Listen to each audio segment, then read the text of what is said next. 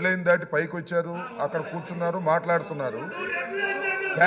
పేపర్లు చించి మీ మీద వేయటం వల్ల అవమానం జరుగుతుందని మేము ఫీల్ అవుతున్నాం. ఈ విధంగా రెచ్చగొట్టే చర్యలు చేస్తే అది మర్యాద కాదు అని మనవి చేస్తున్నాను. మరొక్కసారి మనవి చేస్తున్నాను, మీరు కాగితాలు చించి స్పీకర్ మీద వేయటం అనేది మీరు అవమానకరంగా వ్యవహరిస్తున్నారు. మా సభ్యులను సభను రెచ్చగొడుతున్నారు, జాగ్రత్త.